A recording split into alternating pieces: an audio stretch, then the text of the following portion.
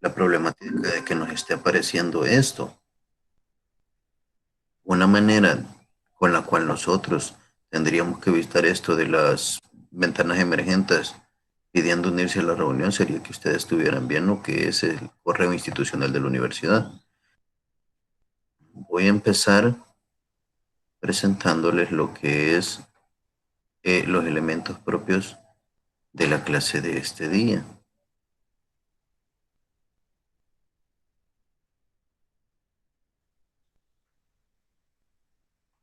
Pero como les digo, me están cayendo muchos mensajes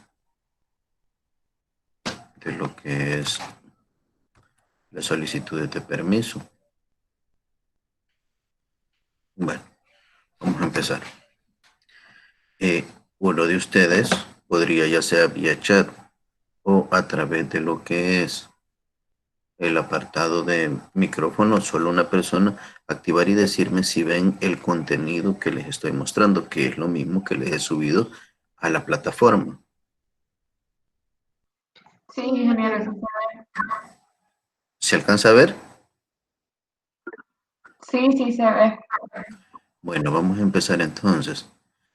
Si se fijan ustedes, ahí tenía la agenda del primer día de clase en el cual les doy una breve presentación de mi persona, luego les coloco por ahí el correo institucional, donde les trato de especificar cuál podría ser el periodo de respuesta a lo que serían los mensajes que ustedes puedan enviar.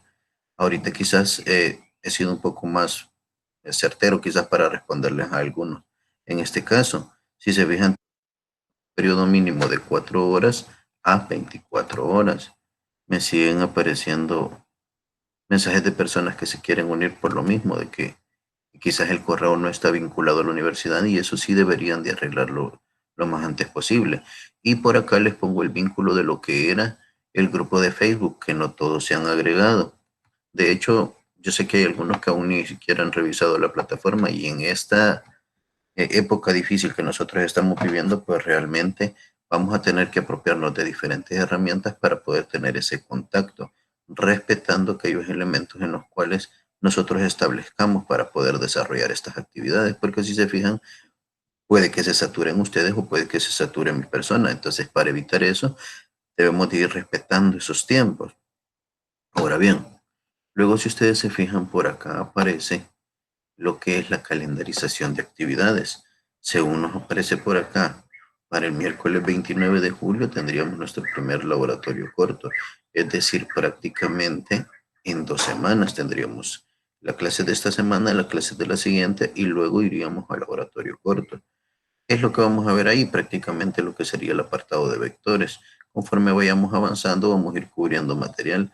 Cuando lleguemos a la fecha de evaluación parcial, la evaluación parcial va a comprender lo que sería la temática completa de periodo.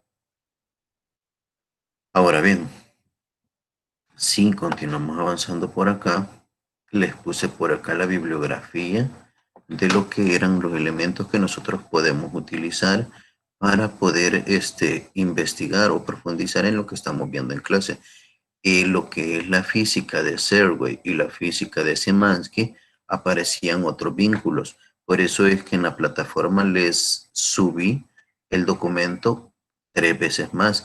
La primera era porque me parece que no aparecía el de Serway.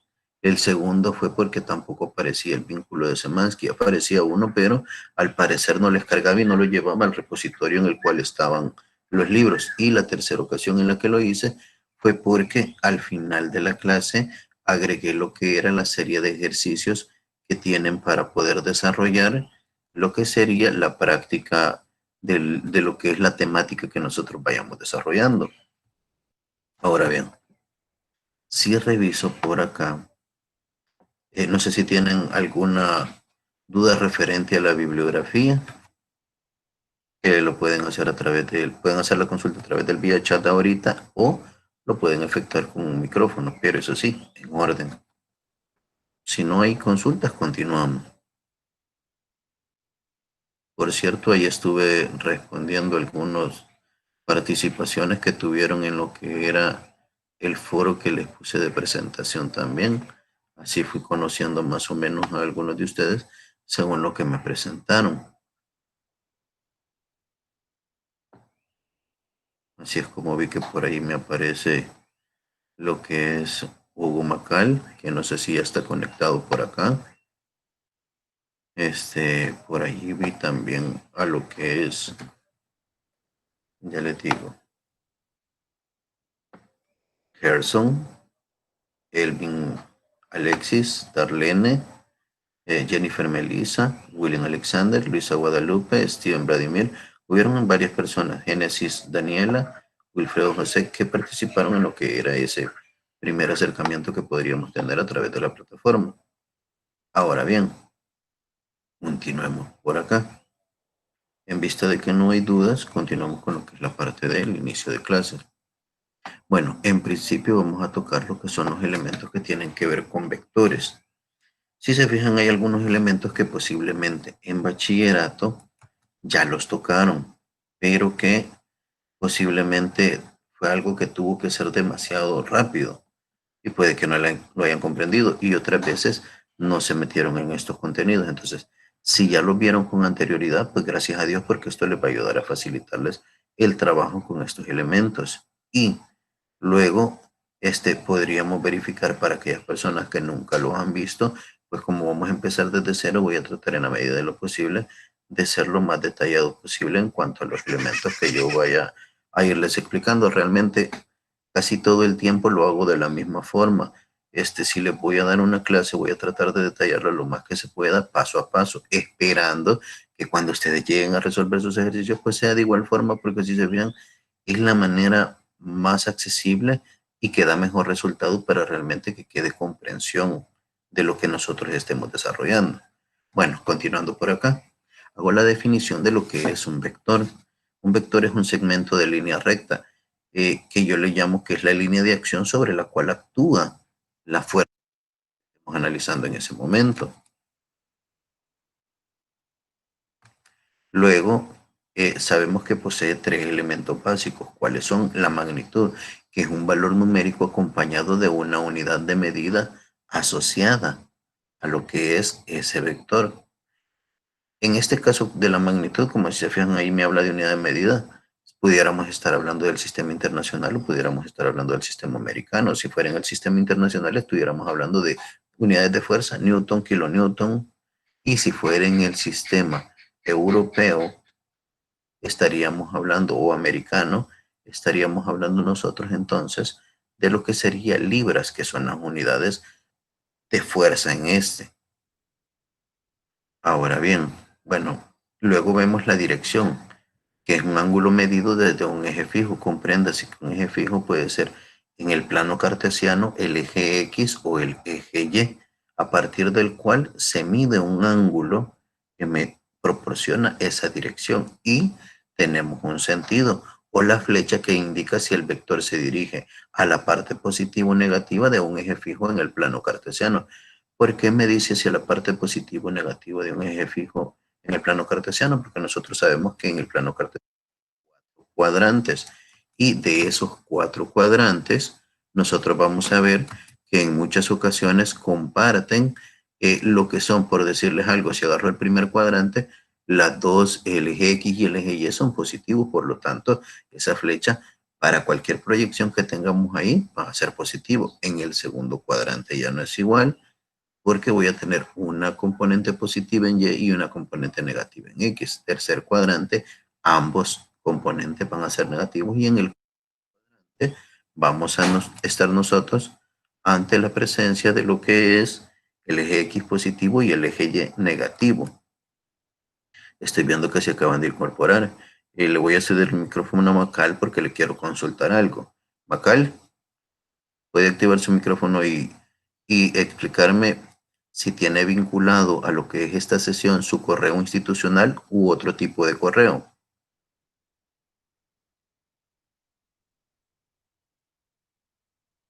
Hugo, Hugo Macal.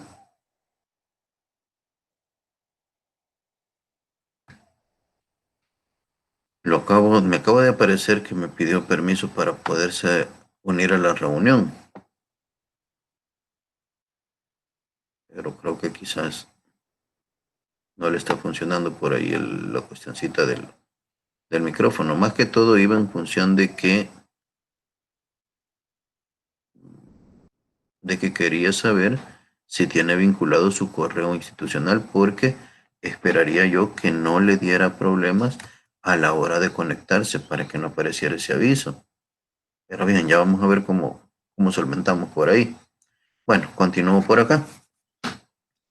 Fíjense, una vez vengo y tengo estos elementos claros, se me hace mucho más sencillo para que más adelante, conforme vaya trabajando con estos elementos, a mí realmente se me facilite la comprensión y entendimiento de cada uno de los aspectos que allí se van a involucrar, porque muchas veces nosotros a veces tenemos problemas inclusive con los ángulos.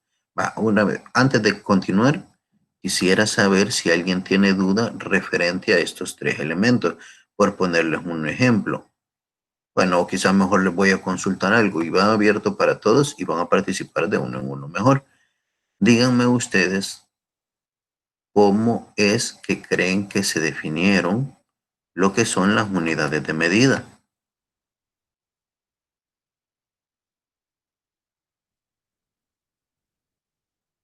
Si se fijan, yo les hablé de dos sistemas. Les hablé del sistema internacional y les hablé de lo que era el sistema europeo americano.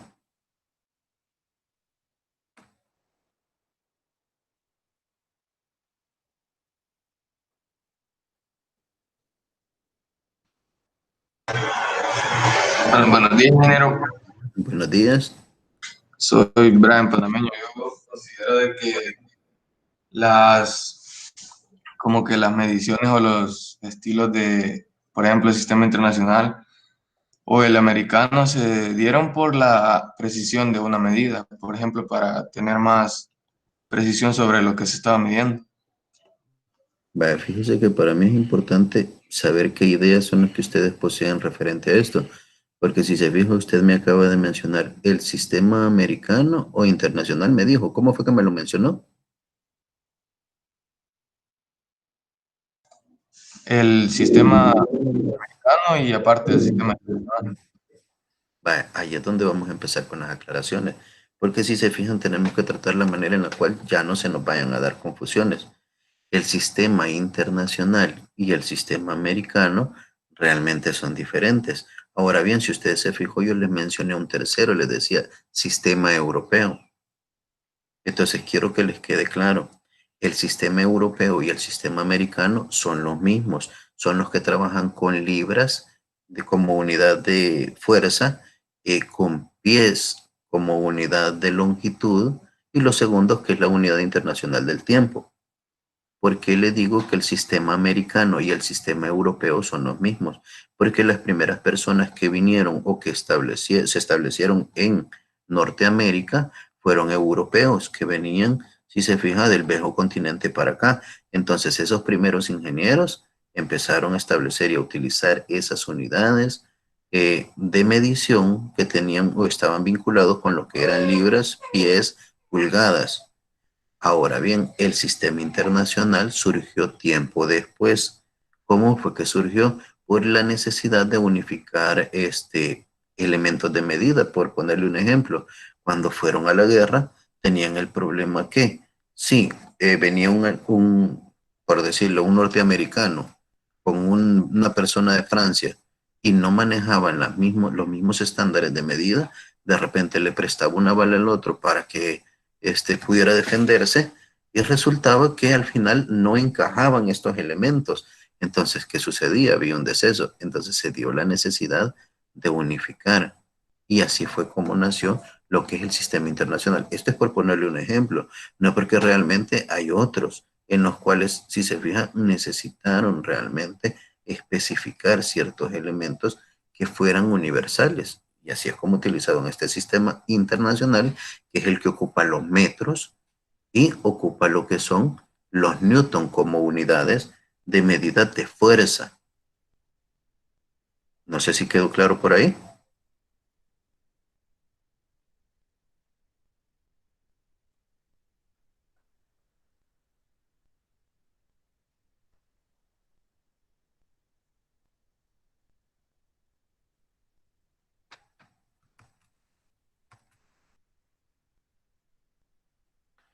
Bueno, ya que nos quedó más claro por ahí referente a las unidades de medida, porque ahí se fijan, tenemos que tener claridad en eso para no confundir cuando vayamos a trabajar más adelante.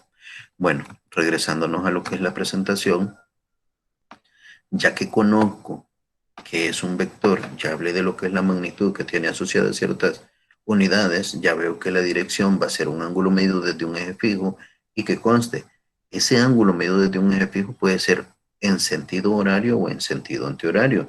Se dice que es cuando es medido en sentido horario. Si se fijan en cuando es sentido en sentido horario es negativo y cuando es antihorario se va a tomar como positivo. Si revisan en esta figura, este es un eje fijo, el que aparece en la parte de abajo, que sería o nos simboliza lo que es el eje X. Entonces, si revisan ustedes, el ángulo alfa va desde el eje X hacia el vector. El sentido de giro que tengo acá es antihorario, entonces sería un ángulo positivo.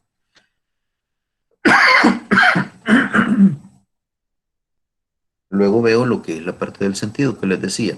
Más adelante vamos a ver que hay unas proyecciones. Tendría que haber una proyección sobre el eje X, que es como que yo pusiera un foquito en la parte de arriba, alumbra hacia acá, entonces genera una sombra que debería de proyectarse sobre este eje de acá abajo. Y si hubiese una pared enfrente, se proyecta otra sombra acá. Entonces, esas proyecciones son las que nosotros vamos a utilizar más adelante para verificar en qué eje está representado. Si voy a tener una sombra sobre X y una sombra sobre Y, formando un triángulo rectángulo. Pero más adelante lo tocamos por acá.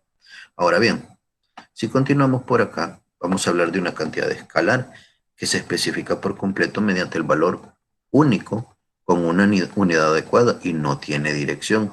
Si se fijan en las magnitudes, realmente lo que me interesa es si son 58 newton, si estoy hablando de 38 libras, esos valores son los que me interesan.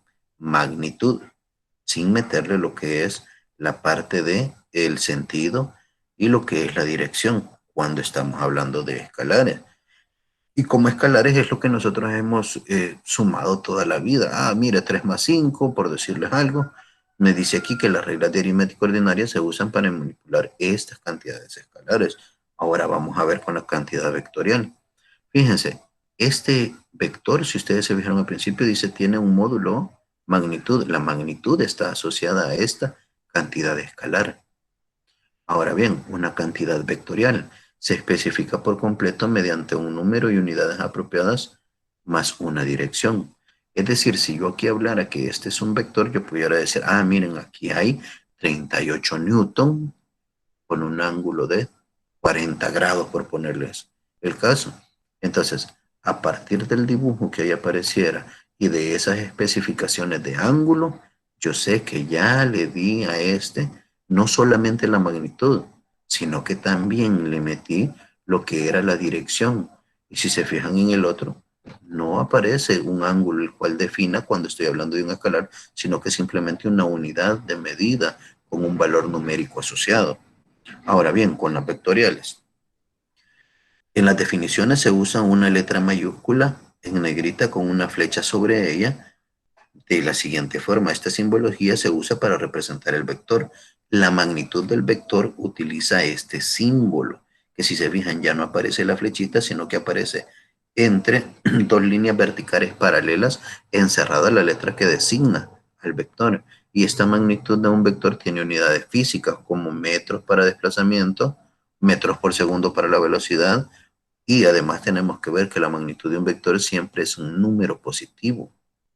Magnitud, cuando está como vector, que conste, puede ser positivo o negativo, por lo mismo que yo les decía a ustedes de que tiene una dirección y dependiendo en qué cuadrante esté realmente apuntando lo que sería el vector, así es como voy a tener signos positivos o negativos como vector.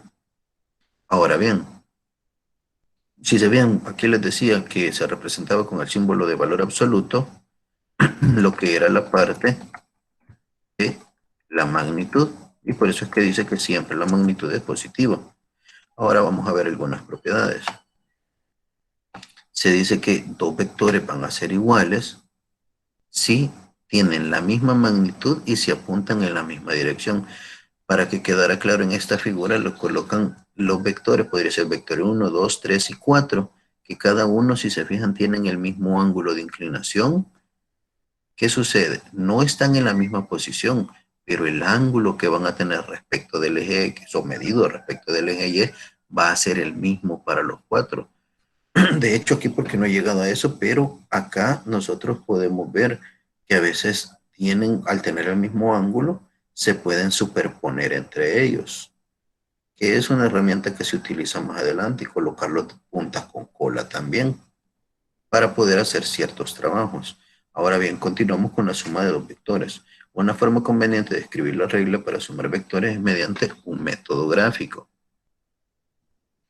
Vamos a ver. Para sumar el vector B con el A, primero dibujen el vector A en papel gráfico con una magnitud representada mediante una escala de longitud conveniente y luego dibuje el vector B a la misma escala con su origen iniciando desde la punta de A, como se muestra en la siguiente figura. El resultado va a ser el vector resultante, que va a ser A más B, y es el vector que se dibuja desde el origen de a la punta de B. La resultante es esta diagonal que tenemos acá. Ahora bien, quiero que les quede claro algo por aquí. Me dice con su magnitud representada mediante una escala de longitud conveniente. Cuando nosotros trabajamos en papel y vamos a graficar, si tenemos una cuadrícula, por lo general, la cuadrícula, como ya lo mencioné, en esa misma palabra de cuadrícula, nosotros tenemos elementos equidistantes.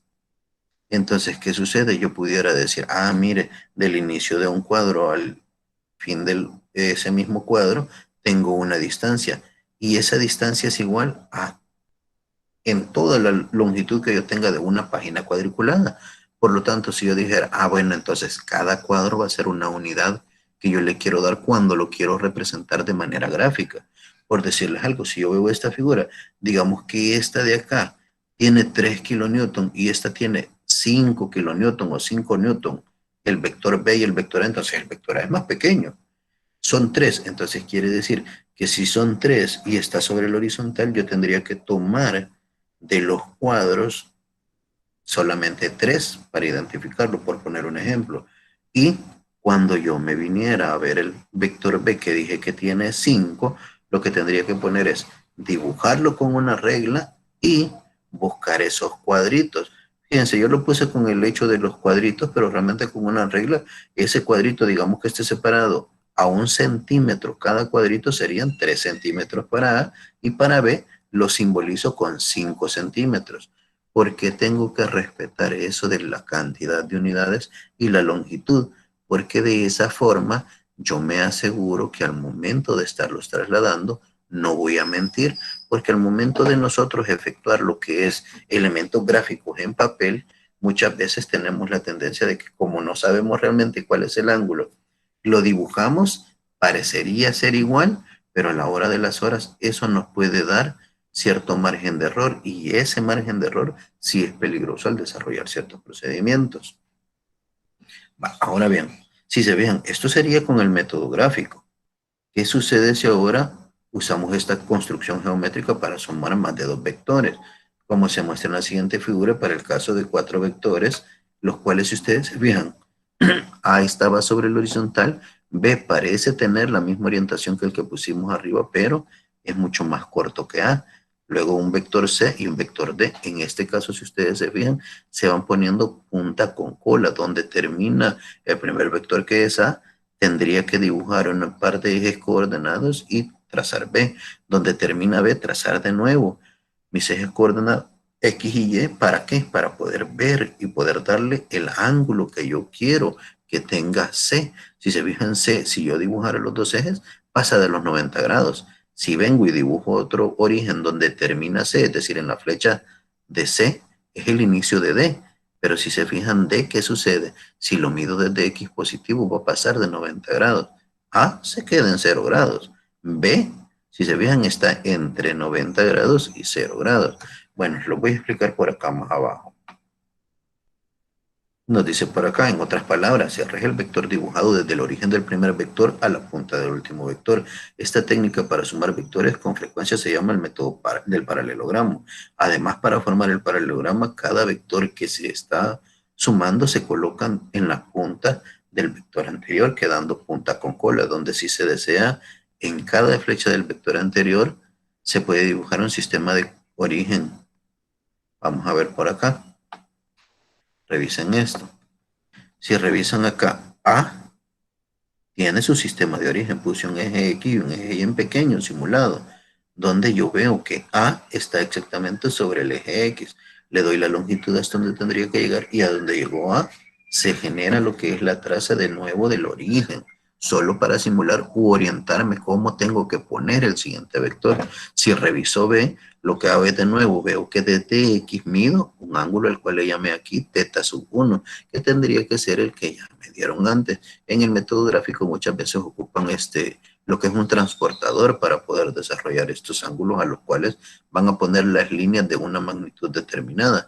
Les decía, en el C, si se fijan, donde termina B, empieza C, con un ángulo teta sub 2, que si ustedes se dan cuenta, medido desde X positivo, está pasado de 90 grados. Si reviso al terminar C y empezar D, de igual forma, este tiene un ángulo teta sub 3 que va a llevar lo que es el valor numérico desde X positivo hacia un punto en el segundo cuadrante que pasa de 90 grados realmente. Porque si se recuerdan, entre cada uno de los ejes hay 90 grados y si me paso de eso medio desde un eje fijo, voy a tener más de 90. Si revisamos teta sub 4, bueno, de nuevo agarro el par de ejes y veo que para poder ver lo que es el ángulo que forma ahí, tendría que ocupar desde el eje X positivo hacia abajo. Si se fijaron acá, teta sub 1, teta sub 2 y teta sub 3, los tres se movieron en sentido antihorario, es decir, son ángulos positivos. Pero si mido teta sub 4, en teta sub 4 me voy a dar cuenta que él está medido en sentido horario. Por lo tanto, teta sub 4 lo pudiera interpretar como un ángulo negativo solamente para ubicarme. Más adelante les voy a dar un truquito, o bueno, ya lo revisaron ustedes, en el cual yo puedo colocar que aunque el eje sea negativo, o el sentido de giro, perdón, del ángulo sea negativo porque es horario, yo puedo colocarlo positivo y lo que hago es anteponer un signo a toda la expresión para indicar que esa componente va a estar con signo negativo por el cuadrante en el cual va a quedar. Luego nos vamos acá. Cuando se suman dos vectores, la suma es independiente del orden de la adición. Esta propiedad que se aprecia en la construcción geométrica de la siguiente figura se conoce como la ley conmutativa de la suma. Esta ley conmutativa de la suma, si se fijan, es el primer triángulo que nosotros teníamos acá, donde dijimos sumo A más B y me va a dar una resultante, que es la diagonal, esa más larga que está ahí. Pero ¿qué sucede? Si yo sumo primero B y luego A, que lo hemos colocado en la parte de arriba, estaría primero B y luego A. Si ustedes se fijan, lo que me forma ahí es un paralelogramo, donde la parte de arriba o el triángulo de arriba y el triángulo de abajo tienen las mismas características. Esto que están viendo acá va a ser de mucha utilidad cuando ustedes lleven mecánica de los sólidos 1, porque cuando se quieren sumar vectores y solamente son dos, muchas veces se ocupa este método del paralelogramo para auxiliarse, porque ahí le llaman el método escalar, de lo que es la ley de senos y la ley de cosenos para encontrar las resultantes de estos vectores cuando ustedes aún no se metan en lo que es el método vectorial allá. Entonces, si se fijan, va a ser de importancia que nosotros vayamos revisando esos elementos. Por lo menos acá ya van a tener una noción de ese bendito paralelogramo y por qué es que se focalizan de esta forma. Si se fijan acá, ¿qué es lo que hacía? Pone primero A y luego B. Aquí, ¿qué es lo que se hace? Se pone primero B, que tiene que tener el mismo ángulo que tiene esta, y luego se coloca A, que no es nada más que una línea copiada de acá, pero puesta en donde, en inicio, en lo que es la flecha de fin de B. Ahora bien, cuando se suman tres o más vectores, la suma es independiente de la forma en la cual se agrupan los vectores individuales. En la figura que se muestra a continuación se visualiza una prueba geométrica de esa regla para tres vectores. Esta propiedad se llama la ley asociativa de la suma. Si revisan ustedes, aquí me dice que va a sumar A más BC. Si reviso yo, entonces tendría que, si yo lo quiero ver así, haber hecho primero la suma, porque vamos a hacer aquello de que lo que está dentro del paréntesis es lo que se hace primero, porque eso es lo que nos da prioridad en la matemática normal. Entonces tendría que haber hecho la operación de B más C, que es este triángulo que está acá, mira, B y C, dándonos como resultado esta línea inclinada. Una vez tengo esta línea inclinada, le voy a sumar A, que es este horizontal, respetando la magnitud, y si se fijan, nos va a dar como resultado A más los que ya estaban sumados, que eran B y C, este vector en diagonal que es A más B más C. Ahora bien, me dice, voy a sumar primero a B y luego le sumo C. Entonces coloco primero A, le sumo B, lo represento, trazo la diagonal que correspondía a eso, y una vez tengo esta diagonal, me dice que esa diagonal le agregue lo que es el vector C. Agrego el vector C y ya me aparece esta nueva línea que es la sumatoria de las dos primeras como una resultante. Vamos a ver. ¿Hasta este punto tienen dudas? ¿Vamos muy rápido o todo está bien? Recuerden, pueden contestar ya sea por medio de lo que es el micrófono o a través del chat.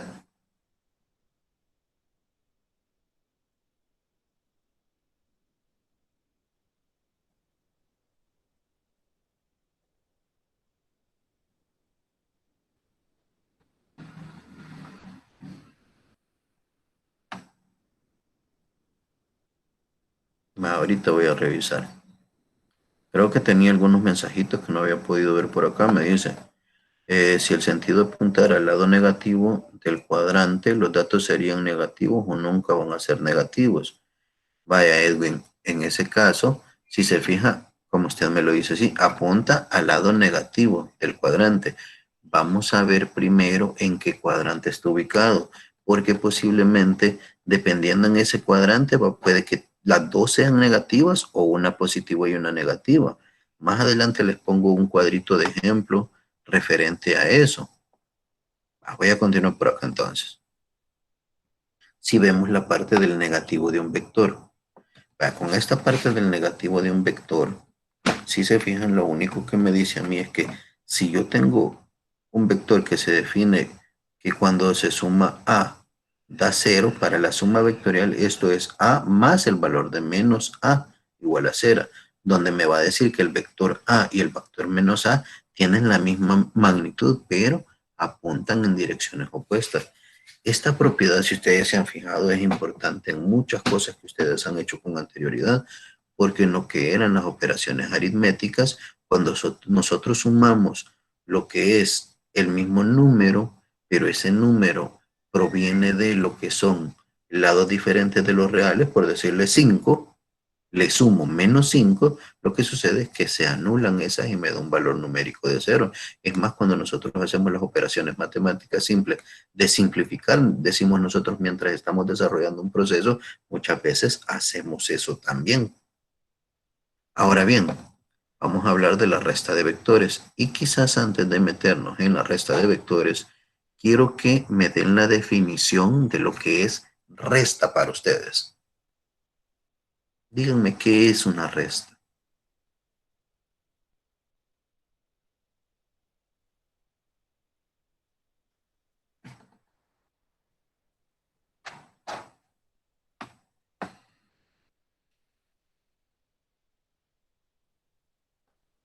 Es un caso especial de suma, Macal. Estamos bien por ahí.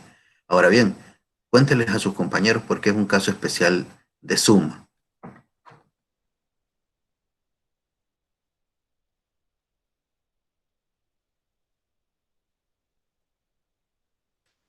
Creo que todos están teniendo acceso a lo que es el chat que les aparece a un lado también, ¿verdad? Ahí van a poder verificar.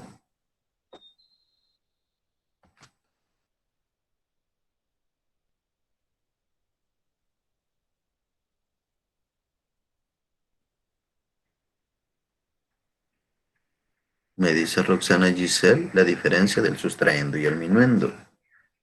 Maya Macal me dijo un caso especial de suma. Voy a meterme yo ahora. Si se fijan cómo es resta, yo les dije la definición de resta. Realmente es un caso especial de suma. ¿Por qué? Porque si se fijan con que nosotros antepongamos, revisen acá cuando eran el negativo de un vector, decía A más y entre paréntesis menos A. Resulta que lo que nosotros estamos haciendo siempre es sumar, solamente que ¿qué es lo que sumamos? Sumamos un valor numérico que está al lado izquierdo de la recta de los reales. Por eso si se fijan, nosotros lo que hacemos siempre es anteponerle A, es A menos B. ¿Pero por qué? Porque el A menos B es el resultado de la multiplicación de más por menos. Y por eso es que nosotros vemos escrito muchas veces A menos B, pero realmente tendría que ser de esta forma. Esta característica de definición que tenemos, que la resta no es nada más que un caso especial de suma, toma su importancia cuando nosotros estamos factorizando, porque si se fijan van a haber operaciones donde eso lo vamos a tener que desarrollar.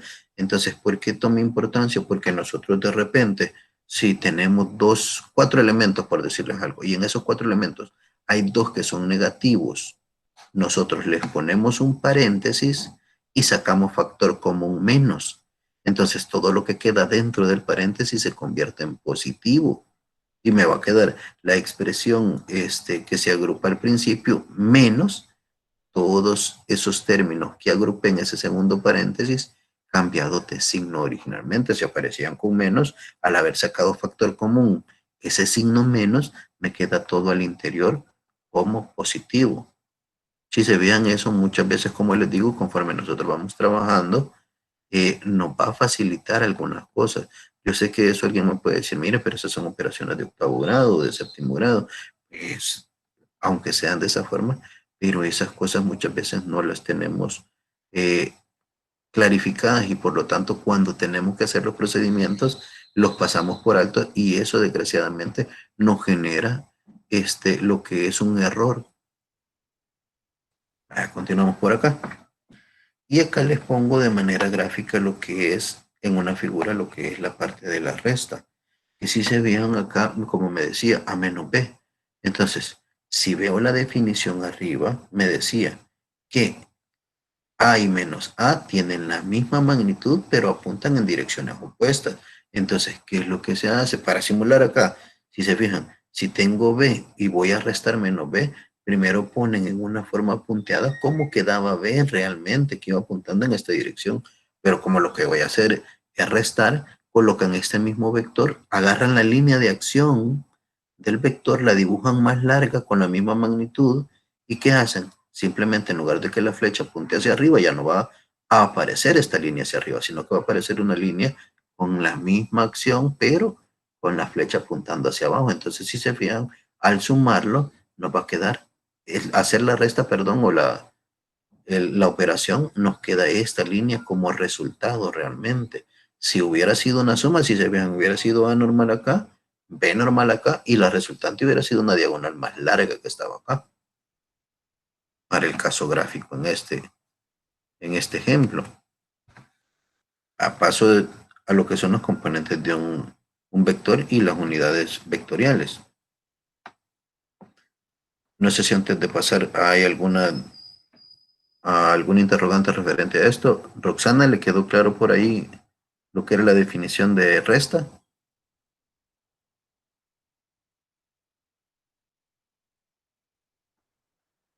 Bueno, continuamos entonces, gracias a Dios que sí. Ahora vamos a ver lo que son la parte de los componentes de un vector y sus unidades. Resulta que el método gráfico de suma de vectores no se recomienda cuando se requiere gran precisión o en problemas tridimensionales, porque en dos dimensiones se puede trabajar, pero existe otra herramienta que en este caso, si se fijan, va a ser el hecho de agarrar un vector y descomponerlo en lo que son proyecciones, una proyección en X y una proyección en Y. Bueno, a continuación se describe un método de suma de vectores que utiliza las proyecciones de los vectores a lo largo de los ejes coordenados. Dichas proyecciones se llaman componentes del vector o sus componentes rectangulares. Cualquier vector se puede describir por completo mediante sus componentes. Y ahí es donde la escritura va a cambiar también. Considera el vector A, que se encuentra en el plano XY formando un ángulo θ con el eje positivo X, como se muestra en la siguiente figura. Y quiero que les quede claro esto. Si revisan, aquí está el eje X y el eje Y. Acá, si se fijan, está el origen. Pero si yo veo esta parte sombreada está en el primer cuadrante. La que quedaría acá, del lado donde está escrito AY, si se fijan, aquí hay una Y y tendría que estar menos X. Ese es el segundo cuadrante. Aquí en el cuadrante donde está 0 tendría un menos X y un menos Y, el tercer cuadrante. Y este donde está X abajo, si fijan, tendría que ser menos Y y X positivo, que es el cuarto cuadrante. Entonces quiero que revisen este. En el primer cuadrante, si esta figura está con esta forma, toda la vida la componente en X y la componente en Y van a ser positivos. Si el vector aparece en el segundo cuadrante, es decir, apuntando hacia lo que es la parte siempre hacia afuera. Se vean que este es el origen y este está apuntando hacia afuera, como jalando en el primer cuadrante. Si me voy al segundo cuadrante y pusiera un vector similar a este, jalando, ese va a tener una componente en Y positiva y una componente en X negativa. Si lo pusiera en este tercer cuadrante, jalando también para abajo, tendría una componente en X negativa y una componente en Y negativa. Y si pusiera este vector jalando aquí en 0 hacia el último cuadrante, que es este espacio que está acá, tendría una componente en X positivo y una componente en Y negativo. Fíjense, les estoy repitiendo esto y se lo digo varias veces porque el hecho es que eso va a ser de mucha importancia dependiendo el método que ustedes utilicen para efectuar lo que son las sumas de vectores. Porque al final de eso puede depender que yo haga una operación errónea o correcta en función de qué, de que vaya a sumar componentes en X o componentes en Y, pero que de repente estas componentes en X o estas componentes en Y, yo hago una operación errónea. Entonces de eso tengo que cuidarme. ¿Y cómo lo voy a hacer? A través del cuidado que voy a tener de eso, en qué cuadrante quedan y cuál es el signo que realmente le corresponde. Ahora bien, este vector se puede expresar como la suma de componentes a X, que es paralelo al eje X, y a Y, que es paralelo al eje Y. Las componentes no son vectores. Son simplemente, como les decía yo, elementos que van a formar al vector y que están representados como proyecciones realmente.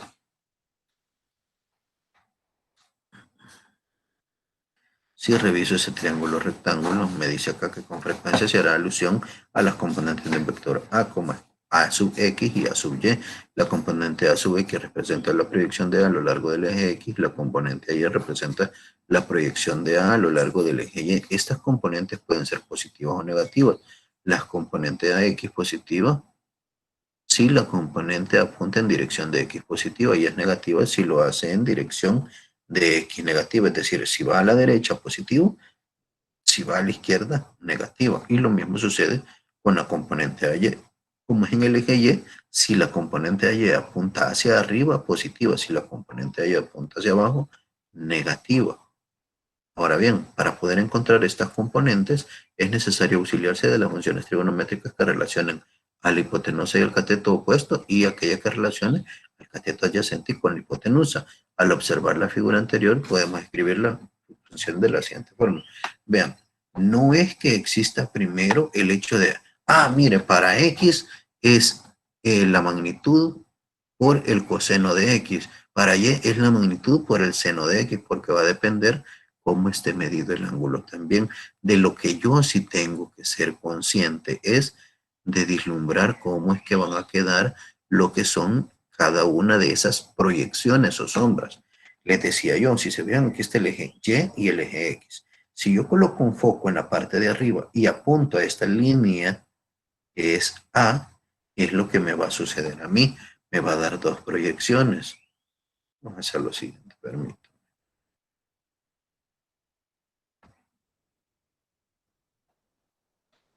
Vamos a colocar esta herramienta. Vamos a venir por acá. Les decía. Acá. Les decía, es como que yo acá en la parte de arriba colocara un foquito. De nuevo no me dejo esto. Vamos a darle acá. Bueno, voy a utilizar esta herramienta, espero que me deje esto. Y voy acá. Que en la parte de arriba, aquí, yo colocar un foco. Entonces el bendito foco empieza a alumbrar sobre lo que es toda esta línea inclinada A. Entonces si yo tuviera una pared acá vertical y una pared acá en horizontal o un piso, lo que sucede es que la proyección de ese foco me va a generar una sombra. Esta sombra que me da en la parte de abajo va a ser la proyección a X y la sombra que me va a generar acá enfrente va a ser la proyección en Y. Entonces, si eso es cierto, vengo yo y yo sé que las proyecciones o lo que son las componentes no las conocía, las voy a conocer ahorita, pero para poder tener claridad con eso, tengo que ver qué es lo que sí yo ya sabía desde antes. Y lo que yo ya sabía desde antes es que existen las diferentes funciones trigonométricas asociados a un triángulo rectángulo. Recuerden, si un triángulo rectángulo es aquel que forma 90 grados entre el eje X y el Y. Entonces, si reviso esto, quiere decir que existe una función que me relaciona a los elementos que yo ya conozco. ¿A quién conozco? Conozco a lo que es A, o la magnitud del vector. Entonces, esa magnitud del vector, si me voy a X, busco aquella función trigonométrica que me asocie, que me asocie a lo que es la hipotenusa y el cateto adyacente. Y vamos a ver algo. No sé qué tanta claridad tienen en función de los triángulos con qué es el cateto adyacente y qué es el cateto opuesto. Para ver esto, voy a empezar mejor planteando o viendo lo que yo ya conozco. Si revisan ustedes el ángulo teta hacia lo que es A o la magnitud o la hipotenusa de un triángulo, va a ser las veces de cuando yo tengo mi ojo, yo me paro de manera que veo hacia la pared. Si veo hacia la pared, me indica entonces que desde acá estaría el ángulo que forma mi ojo y voy a ver hacia acá. Entonces, lo que queda enfrente de mi ojo es el que yo le voy a llamar cateto opuesto. Entonces, como va a ser lo que yo voy a definir toda la vida al principio, busco la relación entre el cateto opuesto y la hipotenusa. Entonces, ¿quién me va a relacionar el cateto opuesto y la hipotenusa? Una función trigonométrica que se llama seno. Y veo yo que como es cateto opuesto, que es esta vertical, porque es la que queda enfrente a donde está el ojo con el que yo voy a revisar, sobre lo que es la hipotenusa. Y así es como se forma A sub Y entre la magnitud que tenga ese vector A. Y si yo reviso, ahora voy a definir lo que es el cateto adyacente. El cateto adyacente es aquel que forma 90 grados, si se fijan, con el que yo ya visualicé como cateto opuesto. Entonces, es decir, yo visualizo que aquí está la hipotenusa, que es el más largo, que queda enfrente el cateto opuesto. Una vez tengo el cateto opuesto, automáticamente yo sé que aquí, con el cateto opuesto, tiene que haber una variable en X que me forma 90 grados. Y se vean, esos 90 grados están acá. Entonces, ya identifico que ese cateto adyacente es el que forma 90 grados con el cateto opuesto. Esto es para que nunca se me vaya a olvidar. No sé si tienen dudas respecto a eso.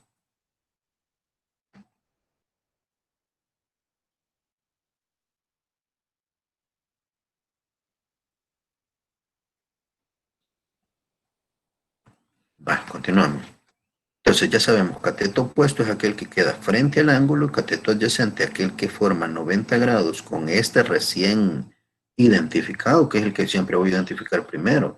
La hipotenusa es la magnitud del vector, cateto opuesto el que queda enfrente y cateto adyacente que forma 90 grados. Una vez tengo eso, entonces me dice, voy a utilizar aquella que relacione al cateto adyacente, que ahora ya lo identifiqué, con lo que es la hipotenusa.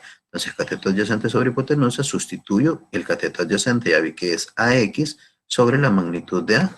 Y de esta forma, cuando a mí me dicen, mire, encuentre el A sub Y o encuentre la sub X, lo único que hago es efectuar un proceso de despeje, donde coloco lo que sería, si se fijan, el A sub Y, que es el A, perdón, que estaba dividiendo, pasa a multiplicar por el seno de teta. Si me fijo en este otro, el a sub x, para que quede el solo, pasa a multiplicar a la magnitud que estaba dividiendo en la parte de abajo, a multiplicar con el coseno, que también se puede escribir como cos.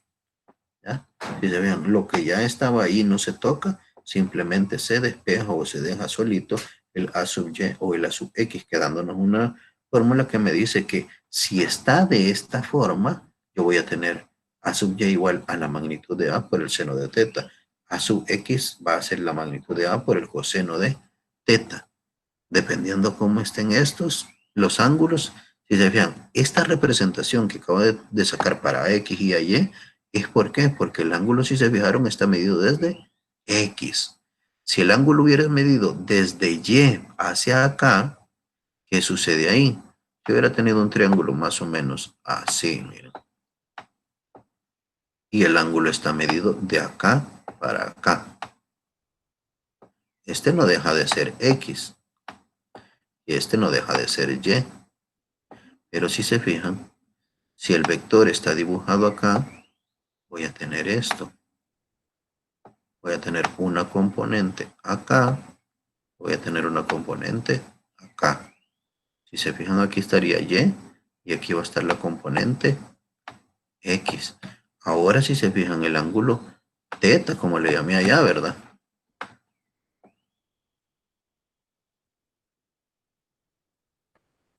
El ángulo teta ahora tendría que, permítanme,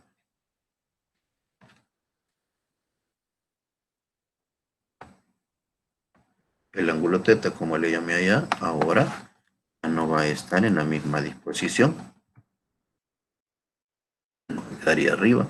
Entonces ahora lo que es el seno, o la función seno, quedaría asociada con otro término.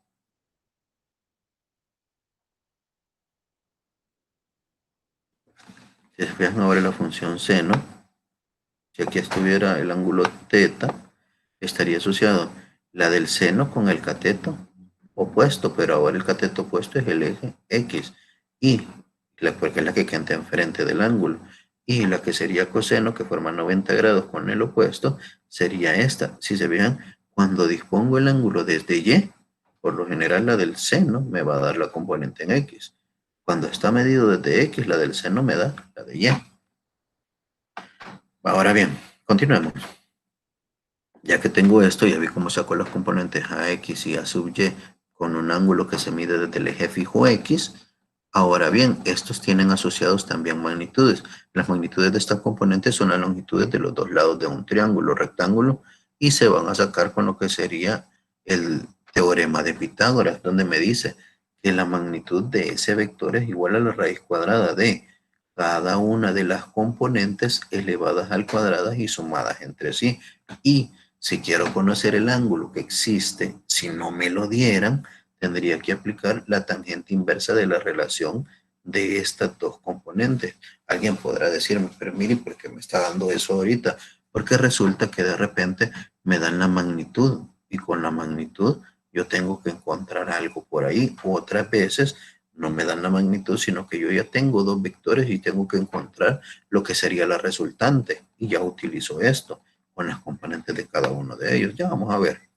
Acá les decía, si se fijan acá, está lo de los signos que les decía. Si el vector apuntara hacia acá, resulta que sus proyecciones son positivo, positivo. Si el vector, como les decía yo, desde el origen apuntara hacia acá, voy a tener negativo en X y positivo en Y. Si el vector apuntara en este cuadrante, voy a tener a ambas componentes negativos. Y si el vector apuntara hacia acá abajo, tendría X positivo, pero Y negativo, según las proyecciones que van a salir de eso. Ahora bien, vamos a ver por acá. En este me pide cuáles son las componentes en X y en Y de un vector, que si se vean en este caso, es este de literal A y el otro vector, literal A tiene 3 metros y un ángulo de 45 grados. Y el segundo tiene una magnitud de 4,50 y un ángulo de 37, que si se vean uno es alfa y el otro va a ser llamado beta. Entonces, para hacer esto, lo primero que voy a hacer es un diagrama de cuerpo libre. o algo que sea más comprensible para mí. Acá ya me dijo que de su X va a ser positivo para acá, miren, y negativo para acá. Si lo comparo con esto que tenía aquí arriba, me dice lo mismo, miren, AX positivo y AY negativo. Pero aquí es con el caso de Y, de D. Entonces lo que hago primero es mostrarlo como un triángulo rectángulo. Coloco el origen por acá y trazo lo que es, lo que sería el vector que me dieron, que es el que tiene las veces de la hipotenusa. Si se fijan, como el de X ya estaba posicionado exactamente en el origen, simplemente lo coloco acá, pero el de Y estaba en esta posición. Entonces lo traslado, como les dije, para que quede viendo enfrente. ¿Se acuerdan que cuando empezamos con esto yo les puse por ahí que los vectores podrían ser paralelos? Y como pueden ser paralelos, yo puedo colocarlo o bien en la cola, como estaba acá en el origen, o puedo trasladarlo acá, que llegue hacia la punta. Y si se fijan, en la sumatoria me decía que iban punta con cola. La componente en X más la componente en Y va a ser igual a la distancia que tengo acá. ¿Eso para qué? Para poder hacerme más fácil la parte de las proyecciones. Y vamos a tener dos métodos para trabajar esto. El método número 1 es que no considere el sentido de giro del ángulo, sino que simplemente las direcciones de las flechas que he utilizado. Si se fijan en el primero, me dice, si se considera la flecha hacia dónde se dirige la componente, se antepone el signo menos a toda la expresión, en este caso en el eje Y, porque va hacia abajo. Y en X va a ser positivo. El ángulo se coloca siempre con signo positivo sin considerar el sentido de giro. Porque si se fijan acá ustedes, este ángulo gira de manera horaria, tendría que ponerse como negativo. Pero como estoy con el método 1, entonces ya vi que en X positivo va hacia la derecha. No le antepongo nada y pongo 3 metros coseno de 45 y me da 2.1213 metros. Si me voy al de Y, ya vi que va a ir hacia abajo. Como es hacia abajo, el eje negativo de Y. Antepongo el signo menos y no me interesa que este ángulo sea negativo porque va hacia lo que es la parte del sentido horario. Y tenemos acá menos 2.12. La misma magnitud porque si se fijan, el ángulo es de 45 grados y con 45 grados los dos valores van a ser idénticos. En este caso va a ser la diferencia entre el lado hacia el cual se dirige cada componente. En el método 2, si se considera el sentido de giro del ángulo, horario que va a ser, perdón, antihorario va a ser negativo y horario va a ser positivo. Vamos a poner por acá, espérense. Y si se fijan, vamos a modificar eso por aquí. Voy a desactivar esto. Este horario negativo y antihorario es positivo. Si pueden, me hacen el favor. Si se vean, de eso es para lo que sirven estas grabaciones, porque si de repente hubo algo que se escribió mal, pues aquí se corrigía, va a quedar. Si es horario, sentido de las agujas del reloj es negativo, y si es antihorario, va a ser positivo. De igual forma me va a tocar acá, miren, que horario es negativo y antihorario positivo, porque es lo mismo que les voy a explicar. Entonces, aquí no voy a anteponer el signo a toda la expresión. Si se vean, estaba la expresión de coseno, pero aquí tendría que tener un signo más. No se cree porque nunca lo ponemos. Y aquí en de seno, al ser negativo, lo que hace es se le antepone el signo menos. Pero en este método no se hace eso, sino que en este método lo que hacemos es colocar la expresión y donde está el ángulo, si se fijan acá, que es horario o antihorario, venimos nosotros sí, le introducimos el ángulo que le corresponde. En este caso los 45 grados, como les digo, tienen un sentido de giro horario, por lo tanto son negativos. Se coloca y el resultado que nos va a dar va a depender de lo que nosotros evaluemos en la calculadora. Cuando estén ocupando grados como esto, tienen que asegurarse de que la calculadora esté en degree, no en radianes.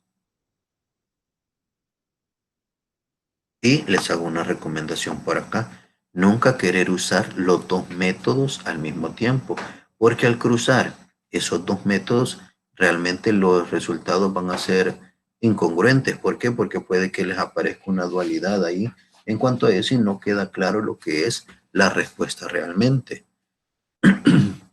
Ahora me voy al segundo ejemplo, que era este vector que, si ustedes se dan cuenta, aparece vertical hacia abajo, pero se dice que han girado los ejes. Si se fijan, los ejes están acá el de X y acá el de Y. Según la referencia que nos coloquen, nosotros así lo tenemos que trabajar. Entonces, vemos que el ángulo ahora, según esto, está medido desde E sub Y, positivo, hacia acá. Entonces, ¿qué es lo que voy a hacer para poderme organizar? Voy a volver a dibujar el triángulo para identificar cómo es que queda la función seno y coseno de las componentes que aquí están. Entonces vengo y ya sé, dibujo primero E o la magnitud hacia abajo y lo que sería la componente, y luego simplemente agrego E sub X, que si se fijan estaba en el origen de E, esta E sub X, y la traslado hacia la punta, así como lo hice en las otras ocasiones. Ya vean, es de acá y la voy a pasar hacia acá para dibujar mi nuevo triángulo, que es lo que tengo aquí. Entonces ya ahora, ya que tengo el triángulo, yo sé que entre estas dos hay 90 grados y voy a ocupar las funciones trigonométricas de nuevo. Y aquí les pongo, primero se configuran las componentes para colocarlas punta con cola formando un triángulo rectángulo para utilizar la función coseno y seno según el lado que se relacione con la componente que se busca, recordando que en este caso se giran los ejes X y allí se tendría este esquema. Ahora vamos de nuevo con el método 1. Si se fijaron, desde acá me planteó que hacia acá era positivo y aquí era positivo. Entonces, tanto la componente en X como la componente en Y van a estar antepuestos por un signo positivo. Acá, que no lo escribimos. ¿Ya? Entonces, simplemente va a ser la magnitud de 4,5 por el coseno de 37. ¿Estamos bien ahí? ¿Sí o no? Revisen eso. Porque quiero que vean eso. Porque si se fijan, al haberle subido la clase, ustedes tenían que ver que su X, miren en dónde está enfrente. Y si es su X está enfrente, entonces es el seno, ¿verdad? Acá, esto que veo acá es la componente en X y este de acá en Y. Si se fijan, se cambió la disposición. Si X queda enfrente, ¿qué función trigonométrica era la de enfrente? La del seno. Entonces sería la magnitud E por el seno de, en este caso, beta. Vamos a colocarle por acá.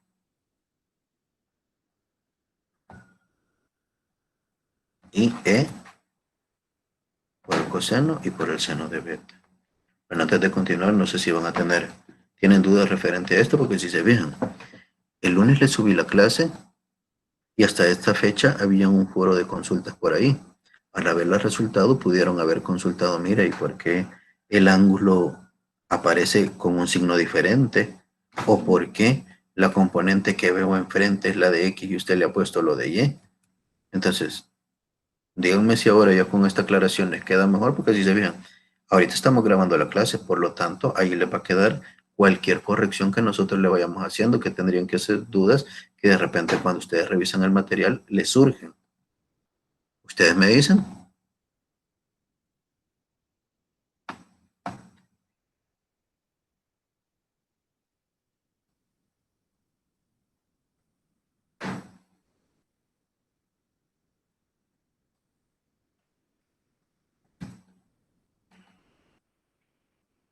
En el B le quedó duda con el método 2, dice.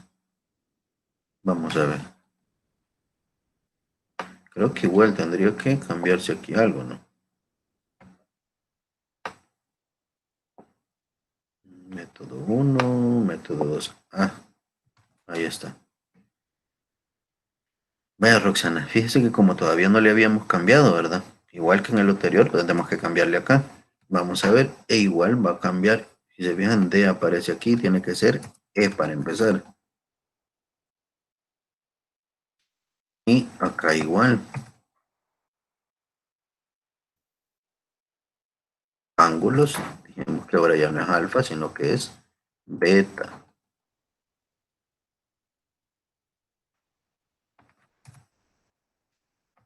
Ahí estamos. Si se fijan ahora de nuevo, sí, ya está corregido.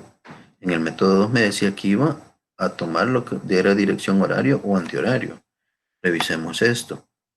Vamos a ir a esto. Se fijan, viene de Y hacia acá. Entonces, si ustedes agarran un reloj y lo ven, se van a dar cuenta que esta es la manera antihoraria de giro. Por lo tanto, es positivo.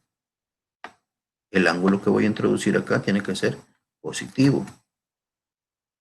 No sé, Giselle, si por ahí, Rosana, Giselle, si le queda claro por ahí, con esos cambios que le acabo de realizar.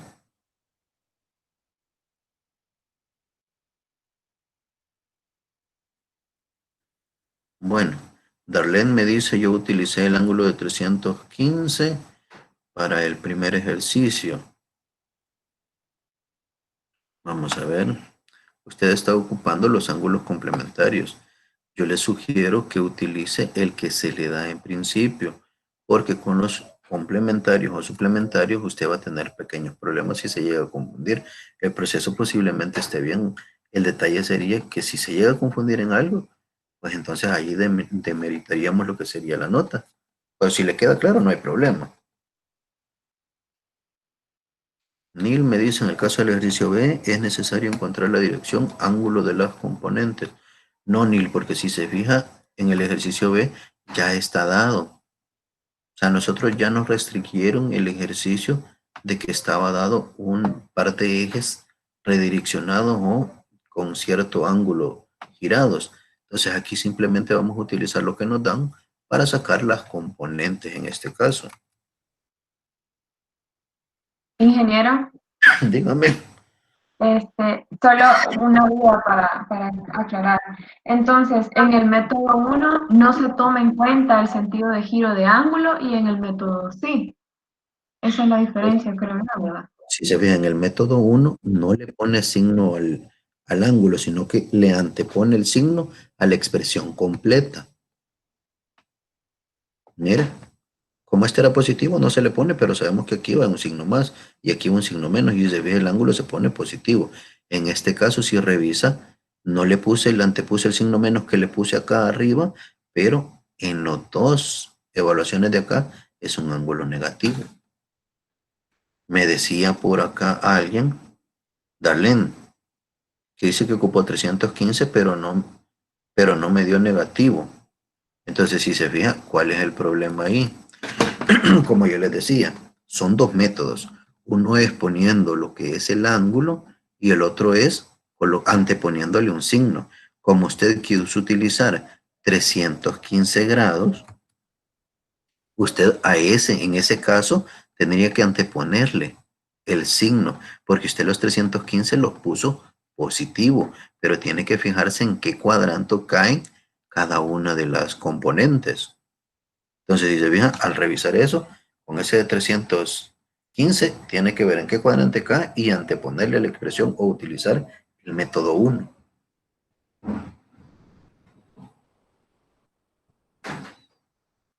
¿Sí le queda claro ahora, Darling?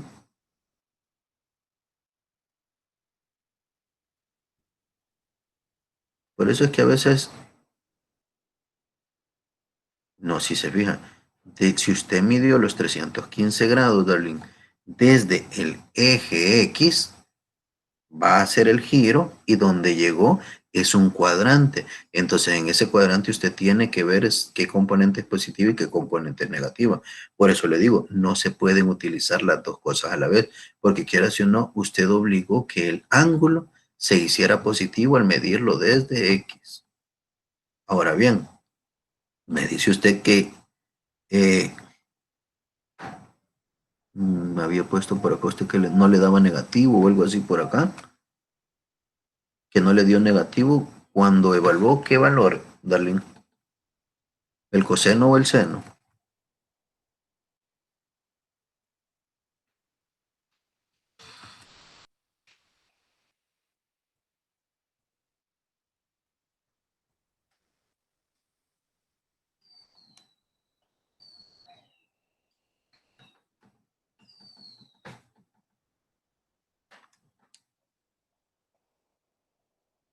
Es que el coseno le va a dar positivo.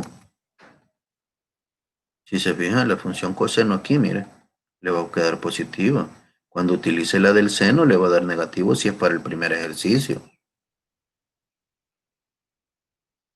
Por eso le digo, porque se sabe que aquí, si usted revisó, en la del seno tiene que ser negativo, pero el coseno es positivo. Si lo utilizó con este método, mire, donde le mete el ángulo, como usted puso 315 acá y 315 acá, igual directamente le va a dar este número positivo y este número negativo. Entonces, si se fija, si tiene congruencia con lo que está haciendo del proceso. No es que en los dos daba negativo. Si revisa usted acá, y por eso aquí está, mira, con el coseno es positivo, pero cuando usted utiliza el seno va a ser negativo. Por eso es que le apareció eso a usted. Entonces no hay problema, eso estaba bien.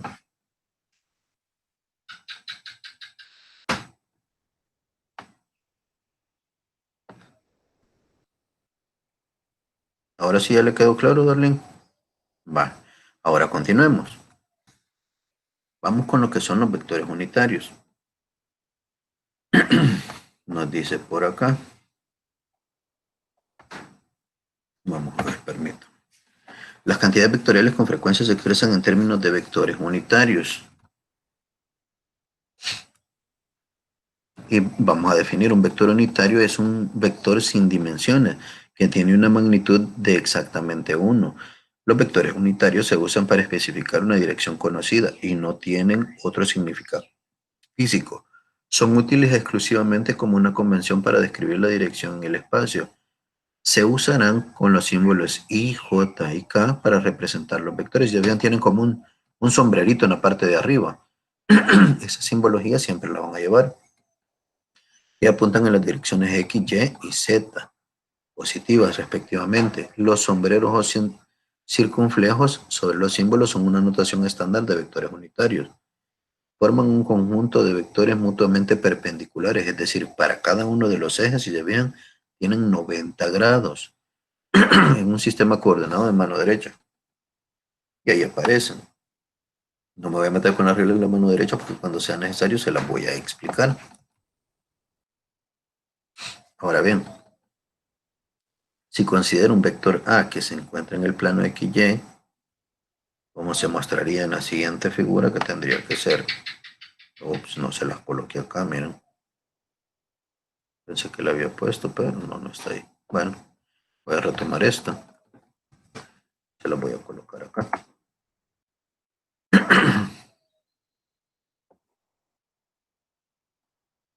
Vamos a editar esto.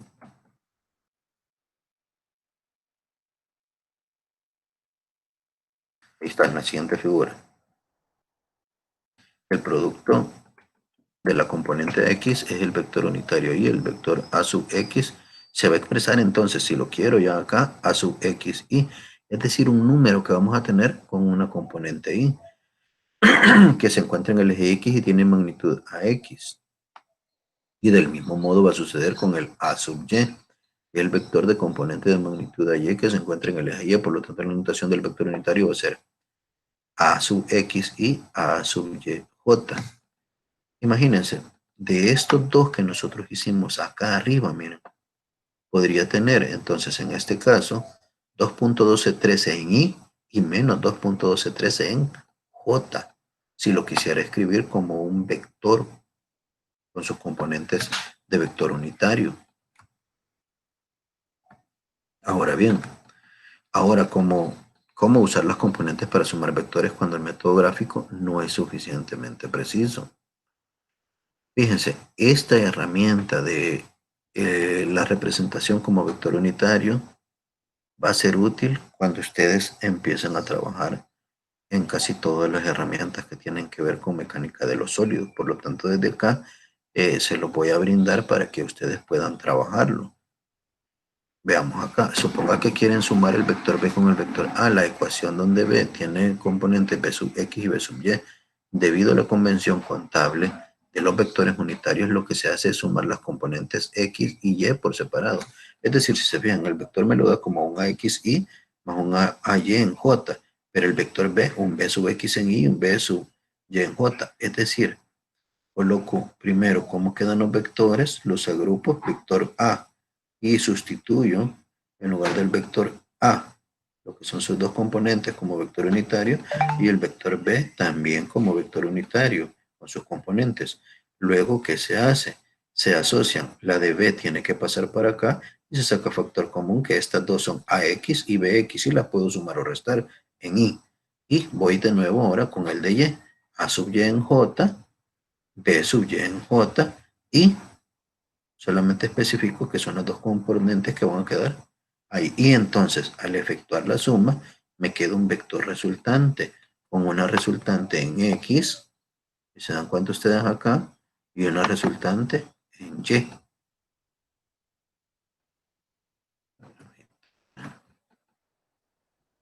Y una resultante en Y.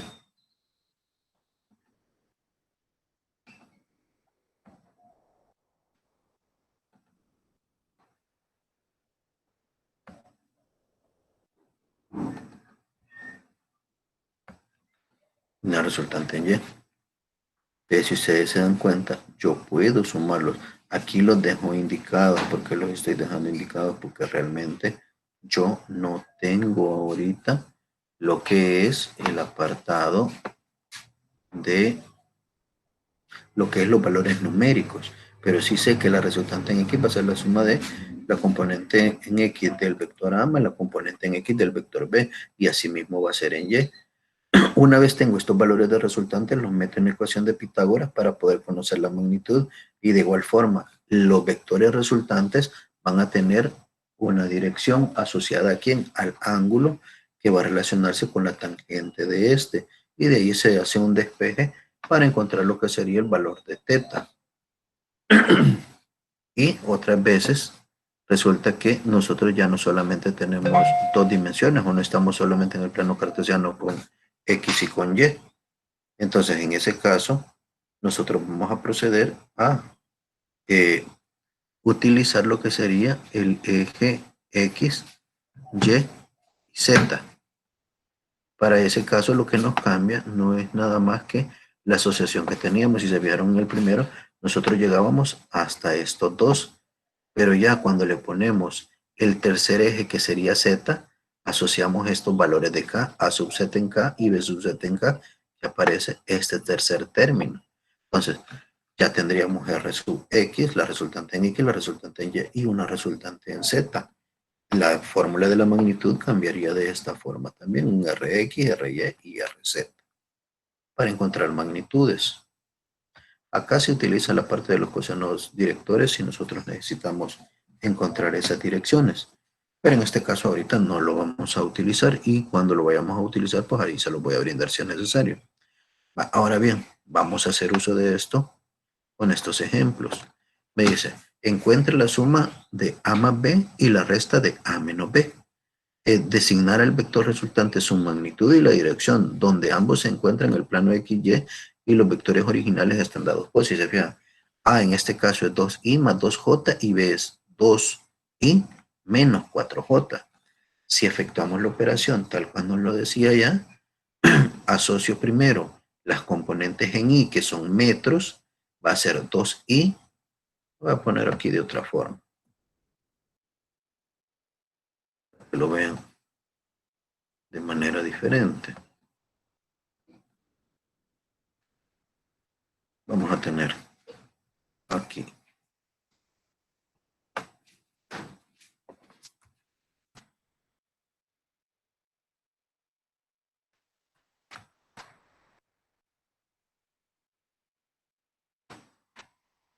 lo voy a poner como nosotros lo colocamos por lo general cuando hacemos sumas normales.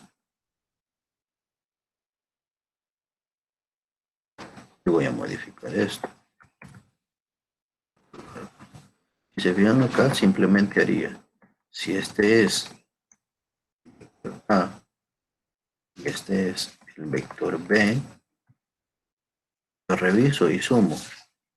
Para el caso de las i, 2i más 2i, estaríamos hablando de un vector resultante de 4.0 en i. Pero en el caso de las j, y trato de alinearlas, voy a tener 2 menos 4, es decir, como es más grande el número 4, hago una resta normal, pero sé que el valor numérico mayor es 4 antecedido con un signo menos. Entonces sería como que diga 2 menos 4 me va a quedar menos 2. Y esto de acá sería mi vector resultante. ¿Ya? Si reviso más abajo, como les decía ya, vengo y saco lo que sería la parte de que asocio las de I con I, las de J con J, y hago las operaciones. 2 más 2, que es 4 en I, y 2 menos 4, que va a ser menos 2 en J, teniendo un Rx de 4 y un Ry de menos 2. Luego me paso a ver cómo es que saco la magnitud y sustituyo Rx, que es 4 al cuadrado, y Ry, que es menos 2 elevado al cuadrado, dentro de un radical. Al sacar este valor numérico me da 4.4721 metros. Nunca tengo que olvidarme de las unidades que están asociadas a ellos. Y para sacar lo que sería la parte del ángulo, si se acuerdan, aparecía tangente de teta, la resultante en y entre la resultante de x. Entonces lo que se hace es sacarle tangente inversa para tener el ángulo teta. Tangente inversa de, decíamos acá, R sub y entre R sub x. Me voy a recordar que R sub y era menos 2 y R sub x de 4. Al hacer esto me da un ángulo de menos 26.57 grados. Ese fue en el caso de la suma. En el caso de la resta, de nuevo, son los mismos vectores, por lo tanto, asocio los de I, que va a ser 2 en I de A menos 2 en I de B. Y ahora voy con el de B, con el de J, perdón. 2 en J menos el valor, y abro paréntesis para simbolizar eso, de menos 4 en J. Quiere decir que el de J al final se va a hacer positivo porque va a ser menos por menos. Es decir, va a dar más. En lugar de restarse se van a sumar, pero acá sí. 2 menos 2, es decir, ángulos opuestos y con la misma magnitud, perdón, valores opuestos y con la misma magnitud, pues se hacen 0. Voy a tener una componente 0 en I, pero en J voy a tener un valor de menos por menos va a dar más, y tendríamos 2 más 4, es decir, 6. Y en este valor numérico de acá, ahora procedo a sacar lo que sería la magnitud. Sería 0, y como este me dio 6, tendría, al sustituir, si se fijan en lo de la magnitud, como una componente 0, prácticamente lo que me va a dar es el mismo valor de la única componente que realmente existe ahí, que sería ese valor de 6. Si quiero sacar la parte del ángulo, como me lo decía ya, reviso yo que hay una fracción en esta relación, ¿verdad? Donde el denominador es 0, y al ser el denominador 0, sé que ahí ya hay una indeterminación, y si le aplico tangente inversa, también me da lo mismo. Si me recuerdo de la matemática básica, me dice a mí que cuando yo tengo una indeterminación, estoy hablando de una recta paralela al eje y lo pueden corroborar ustedes. Permítanme.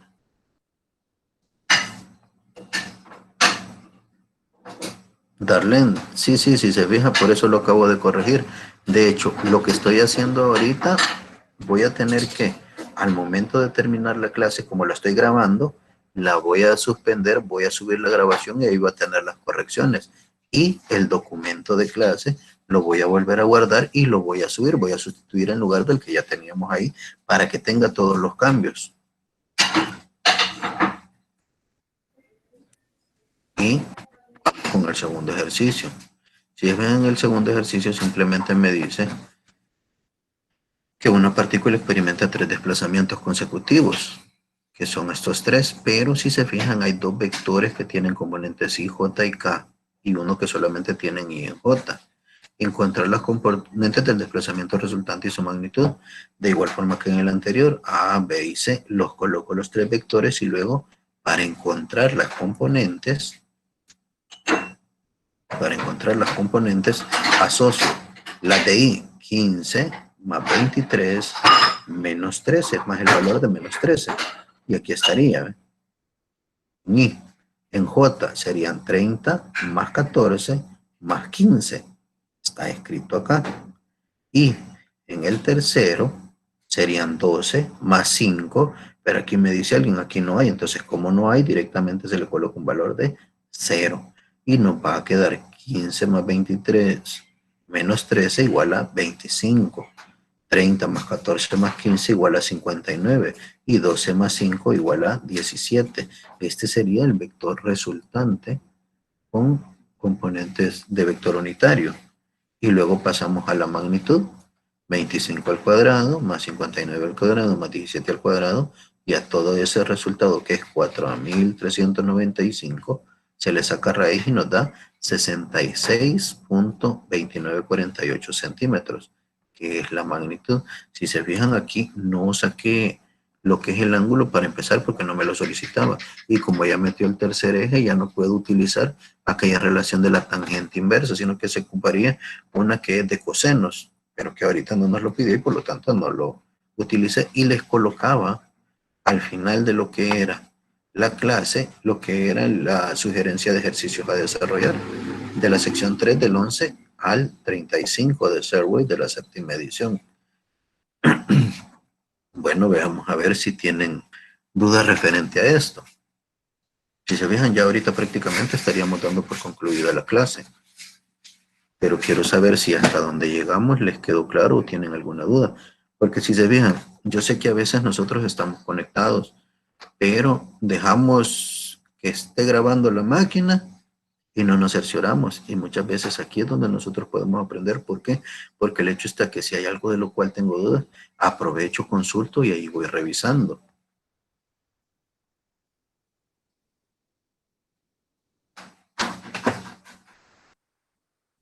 Bueno, creo que quizás no hay dudas.